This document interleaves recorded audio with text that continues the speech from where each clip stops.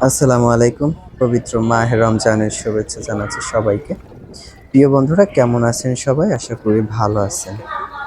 অনেকদিন পরে রাস্তায় একটু বের হলাম, রিক্সা করে একটু ঘোরাঘুরি করলাম। তো যাবার পথে আসলে কিছু এক্সপেরিয়েন্স হলো।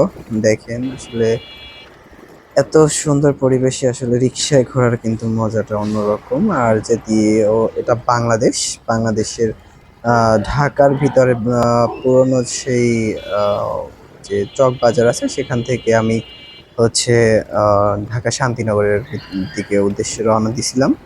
তো আসলে রিক্সায় উঠে আমার কাছে পরিবেশটা এতটাই ভালো লাগছিল যে আসলে আমি একটা ভিডিও করলাম আরকি।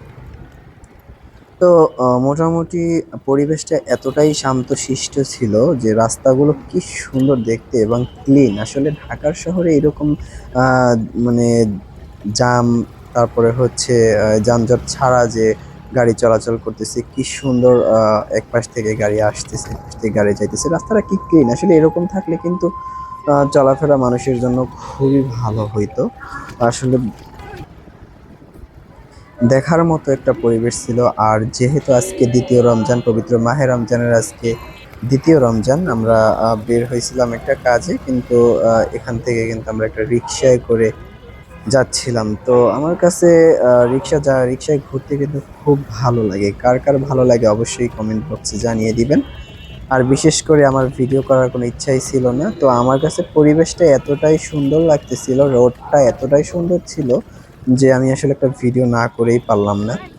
তো ভিডিওটা আসলে এইজন্যই করা মূলত যে ঢাকা শহরে অনেক যানজট দেখা যায়, জ্যাম থাকে, রোড সিগন্যাল থাকে। তো সবকিছুর মাঝখানেও কিন্তু একটা শান্তি খুঁজে পাওয়া যায় যদি রাস্তাটা ফ্রি থাকে। আর রাস্তাটাও বেশ বড় ছিল। আমাদের রিক্শাওয়ালা খুব ভালো করে কিন্তু আমাদেরকে নিয়ে যাচ্ছিলেন। আর ঠিক আমি এখন যেই জায়গাটায় আছি সেই জায়গাটা হচ্ছে শাহবাগ গোল চত্বর। আমরা আসলে এটাকে এই নামেই জানি যে শাহবাগ গোল চত্বর বা দোয়েল চত্বরও বলতে পারি। তো আমার অনুভূতি বেশ ভালো। আর বিশেষ করে এখন বাজে দুপুর ৩টা।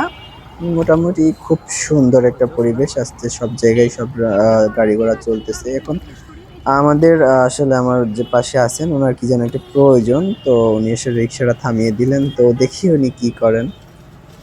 হুম, আর ওয়াও!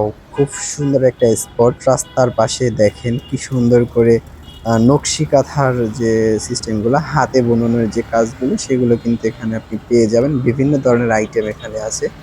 এখানে হচ্ছে দেখেন, একটু আমি যদি জুম করে আপনাদের দেখাই, আ মাটির যে পাত্রগুলা এগুলা হচ্ছে সব হাতে তৈরি। আর এখান থেকে অনেক জনসাধারণ কিন্তু এখান থেকে আসলে নিয়ে যায়।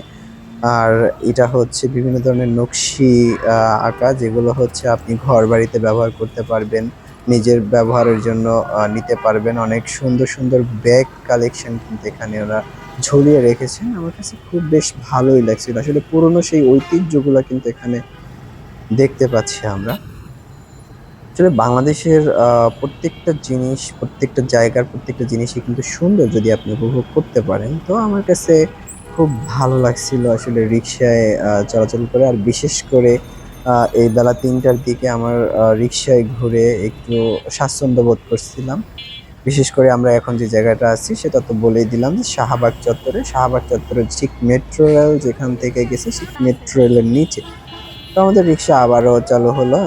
উনি রিক্শাওয়ালা মামা গাড়ি চালাচ্ছেন এবং আমরা আসলে আমাদের গন্তব্যে যাবো। তো এত সুন্দর ওয়েদার কার না ভালো লাগে? মোটামুটি রৌদ্রটাও ছিল। কিন্তু অতটা খরা রোদ ছিল না যে গায়ে লাগার মতো ছিল না, হালকার উপরে ছিল। তো খুব ভালো লাগলো আমার কাছে ভিডিওটা করে। দেন আপনাদেরও দেখার জন্য সুযোগ করে দিলাম যাতে আপনিও একটু আমার মতো করে উপভোগ করতে পারেন। যেহেতু রোজা ছিলাম। আহ রোজার দিনে এরকম খালি পেটে রিক্সায় ঘুরে একটু মৃদু হাওয়া গায়ে লাগতেছিল। আমার কাছে খুব বেশ ভালো লাগতেছিল। আপনাদের কাছে কেমন লাগবে অবশ্যই কিন্তু আমাকে কমেন্টে জানিয়ে দিবেন। বিশেষ করে দেখেন নীল আকাশের নিচে বিল্ডিং গুলো কিন্তু খুব অসাধারণ লাগতেছিল। দেন আমি কিন্তু আমার গন্তব্যে প্রায় খুব কাছাকাছি চলে আসছি। এটা হচ্ছে আমাদের শান্তিনগরের সেই হাবিবুল্লাহ বাহার কলেজের ঠিক সামনে। তো এখানে মোটামুটি যানজট ছিল, কিন্তু আমি এর আগে যে জায়গাটায় ছিলাম সেই রোডে কিন্তু আসলে অতটা যানজট ছিল না, খুব বেশ ভালোই লাগছিল। তো কেমন হলো অবশ্যই কমেন্টে জানাবেন। ভালো থাকবেন, আসসালামু আলাইকুম।